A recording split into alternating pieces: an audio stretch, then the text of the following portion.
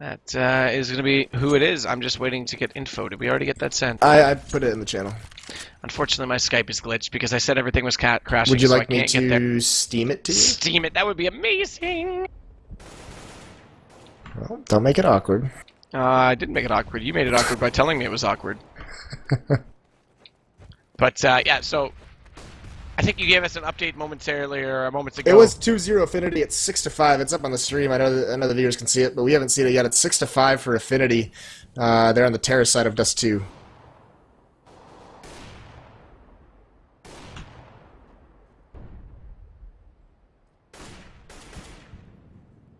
I'm just getting in there now, so that's a pretty even scoreline, it has to be said, for Nihilum again, who have had some massive scorelines, and then actually they had a really close call last night. I think, who was that against? That wasn't Tempo Storm. Remind me. Nihilum? Nihilum, who did they play last night that was extremely close? They squeaked out the win, but I think it was Paradox, was it not? It's Paradox. Yes, I believe so. So they haven't had the easiest time, but here we go. This round already unfolding in Nihilum's favor. Jason R, the last one left with the op, automatic Kiko. Sempis all still up, and Sempis has an op of his own. Interesting that he's the one holding it. It has been Sanks, but I'm going to go ahead and assume, as Sempis actually closes it out, op versus op, I'm going to go ahead and assume that Sanks probably dropped that as he was dead earlier on in the round. And they picked up the other op, so they're going to go double op setup already on this CT side. Yeah, I was just about to mention, when in the old, later stages of Complexity and early stages of Cloud9, playing against these guys, they had about, Sean was still opping back then, but it was also something where Swag was opping at times, Semphis was picking up an op, and they would just kind of rotate who the secondary opper was.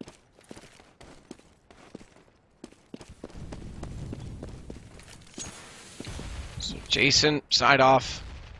Fox. We've seen good performances from Fox in many occasions. Davey gets caught by Automatic, though, who gets very aggressive. He's going to go all the way through into Dark and try and play for the second player who pushes through. And with that smoke out, this is really cool from Nihilum to smoke himself into Dark. Not only have the advantage of pushing out, getting the aggressive angle, smokes himself in, so they have to basically commit to the response. He flashed himself out, but he doesn't know Fox is still behind him, so he gets Automatic. But that was a really cool play.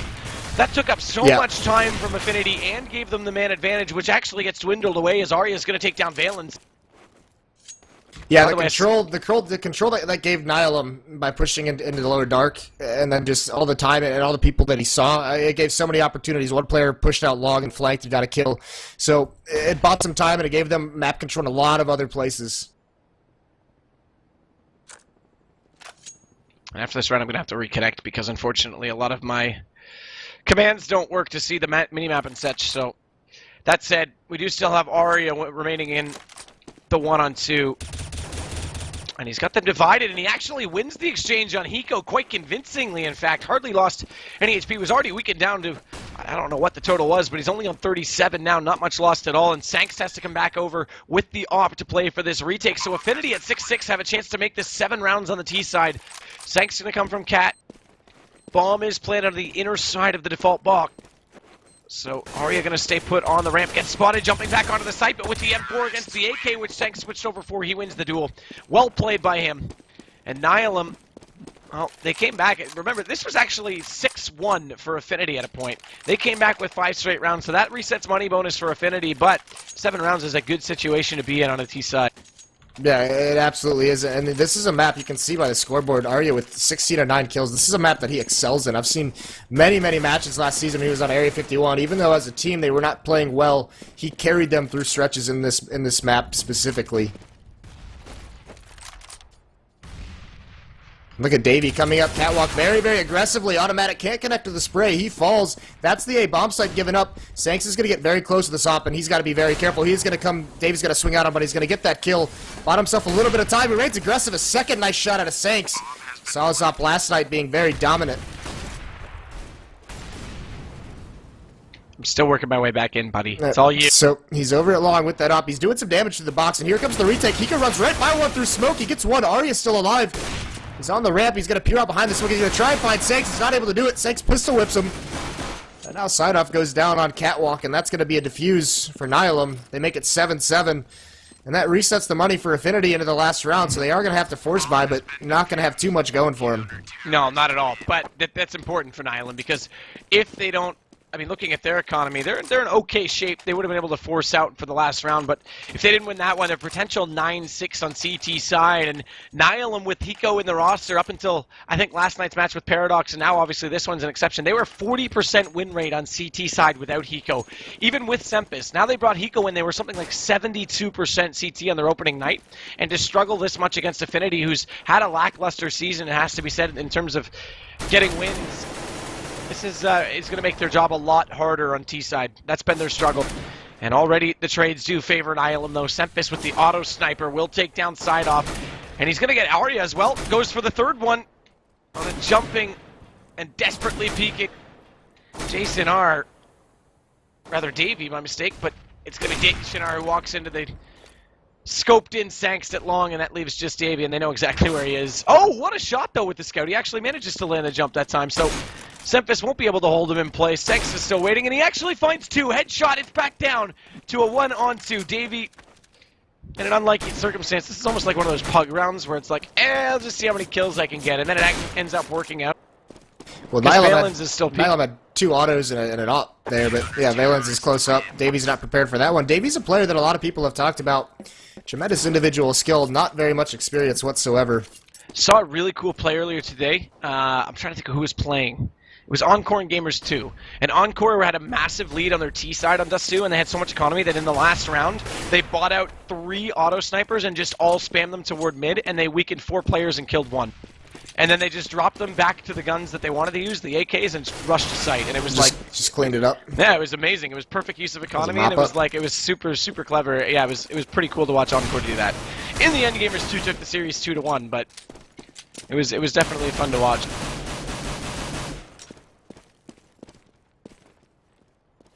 And we actually saw Forrest in that 69 overtime game against Envious use the auto sniper just to fire through the doors as well. And I think it was Happy or Smith, someone along those lines. Maybe Kiyoshima, possibly Shocks, and maybe NBK. You know, one of those guys on Envious. Yeah, one of the 5 of them. Yeah, but either way, you spam through. Way to narrow it down for us. Exactly.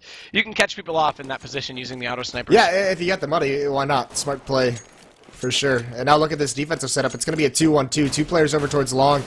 Arya's spotting up mid. He hasn't seen anything. But there are 4 members of Nihilum coming into lower B, and he's got to be very careful. He does fall back.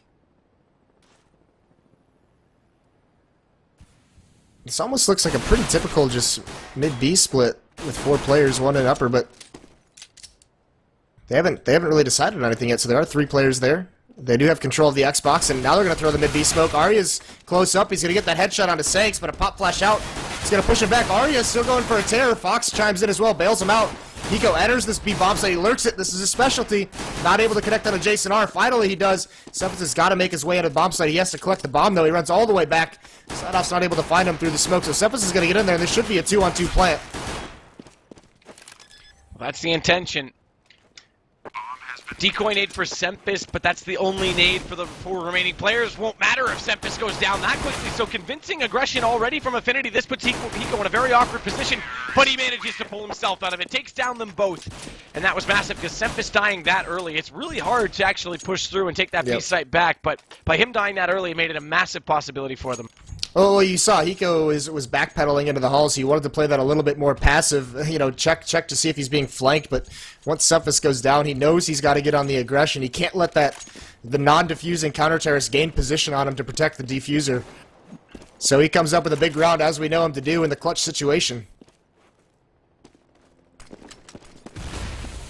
So here they go on B. That's the bounce smoke. I love that smoke so much because it basically limits all the angles you have to check. It's just closet and platform on the initial rush down the tunnel that you have to worry about. That gets them into the site pretty much for free. Call.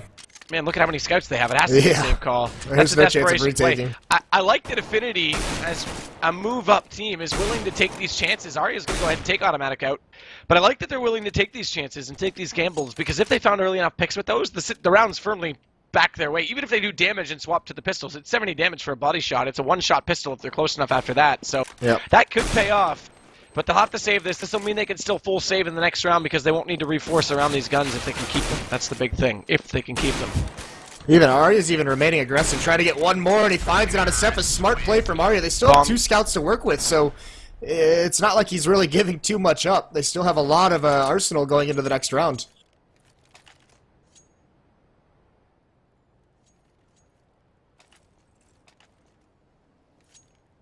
Yeah, that's, I mean, he went down to the bomb, by the way, from that distance. That's how low on HP he was. I think he had 4. Yeah, it was very, very low. He got tagged up on that AK a lot. So Nihilum's going to go back to the same B split. There's the smoke that goes out, bounces it off the wall. They're going to throw a second one a little bit deep. Actually, that second one went to the exact same position, so they just completely invested 2 smokes to the exact same spot. That's a bit questionable from Nihilum. Either way, they do have the sight. Jason R goes down. Sempus finds Fox immediately after. Davey finds one in response, but Sempus closing on Aria this time. Leaves only side off, and Davey, who drops, as I mentioned his name. Apparently, he doesn't like the attention. Yeah, Sempus had been battling scouts for like 3 of the last 4 rounds, and he just had enough of it. Just comes out mid-spray and with the SMG. Apparently, he had 1 HP. By the way. By the way, the more you know, huh? Twitch chat never wrong. So Nihilum get themselves up to 11. I briefly touched on the fact that it's been their T side that's the more questionable side, although last night it was the T side that bailed themselves out late in that match. They made a comeback on it, so they've showed a little bit of both, but last night was a bit of a crazy pressure situation that they shouldn't have really put themselves in. And again, it's kind of like an elevate situation where the top teams, they played and got enough rounds to win. They were narrow victories, and then the move-up teams have been the ones to give them the threat so far, specifically Paradox last night. And now again, affNity doing a good job, but winning that pistol round, that does give their T-side a big boost, because now they've got those 3 before the guns are able to get back out for affNity. We do see them now, and it's going to be one, unfortunately, one from us for side-off. Other than that, it's everyone on standard rifles, and Sanks with the AK is going to find Fox. And they're out mid. This smoke on CT is going to give them the position to push in onto Jason R, who they can't do anything. He pops 1 shot off, but has to retreat inside the site. Does catch the bomb carrier and Valence coming in, but look at this. Look at these cleanup kills. Sempus automatic, site completely controlled, and with automatic lurking inside CT like this, the rotation can't even come in. So side off is a long ways away from B.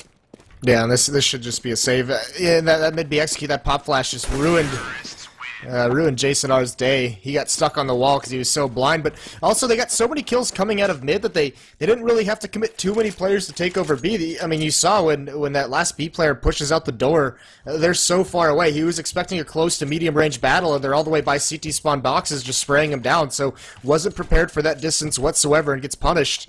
A nice opening gun run by Nihilum, and this has been very fast-paced. There hasn't been a whole lot of waiting around or tactical thought going into it. They're just bullying their way into map control, and they're winning all of it, although 3 blind CTs come out spraying with the pistols. They take down automatic very quickly at long A.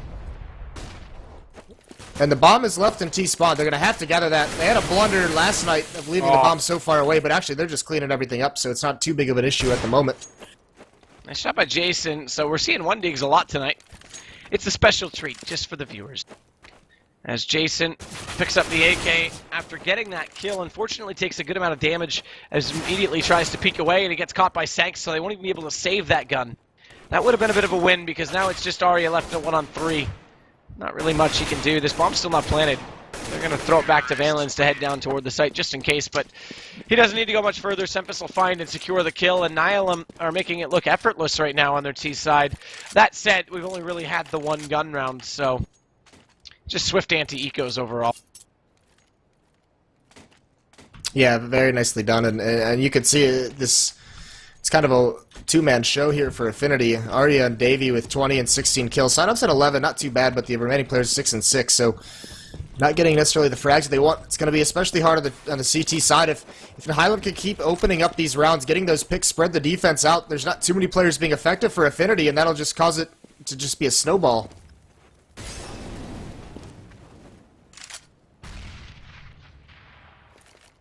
Oh yeah, trying to be clever, jumping up over the smoke. He sees one. That's Sempus, but he gets flashed back. He does have a teammate, but he mollies him and hits his legs. Yeah, that's a bit unfortunate. Look at Hiko, they're lurking in as Jason R's on the box above. He spots Fox. That smoke leaves just enough room over top of it for Hiko to get a free kill.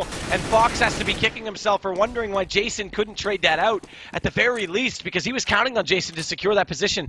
So misread on that smoke cost him his life. Meanwhile, though, good response kills did come out from affNity. Sempus, Sanks both dropping down. Side off now going to smoke the catwalk, despite that a Molotov has been landed on the platform by Valence.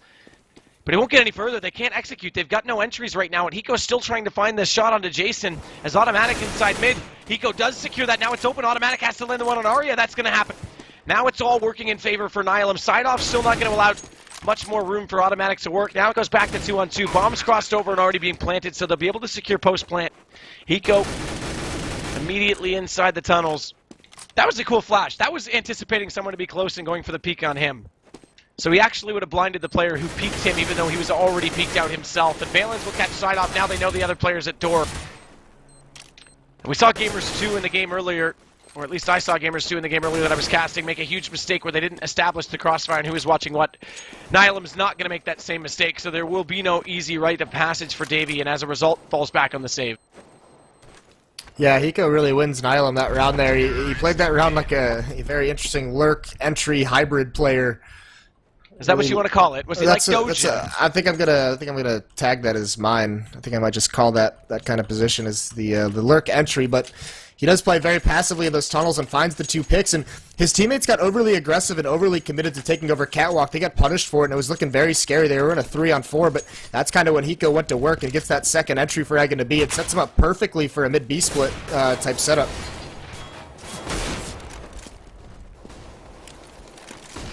I like how hybrids are a word for things that are like a mix of others. We don't come up with new words. We just tag them hybrid now and use the old term.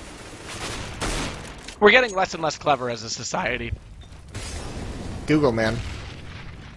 Well, things are getting kind of clever to start things off. We've got a number of Look at all the damage HP loss. That's what I was just going to say. 5 for Davey, 16 Arya, 50 for Jason. Make it less for Arya. Valens, that's your opening kill in the round now.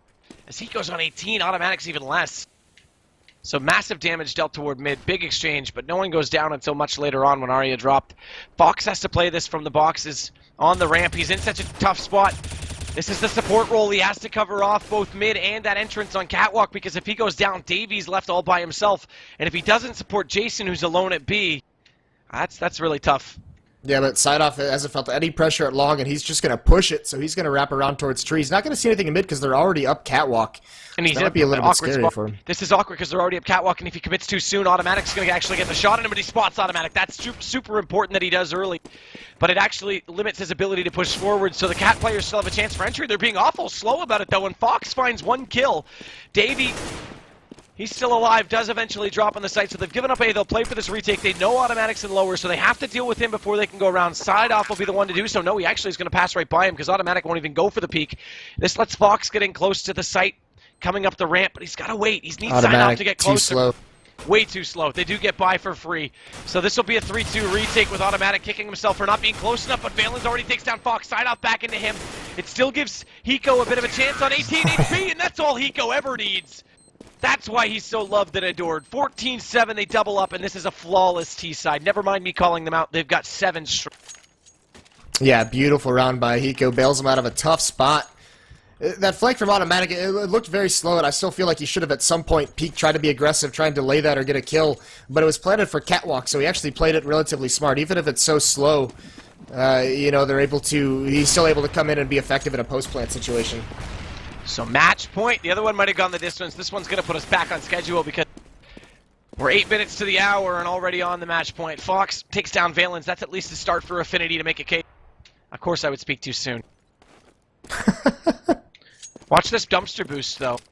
So Davey becomes the dumpster baby. He'll sit above and watch this doorway. That gives an off-angle, unorthodox position, allows Side off to fall back and watch Catwalk, but he's a little slow getting there, so Automatic's already passed on to Quad.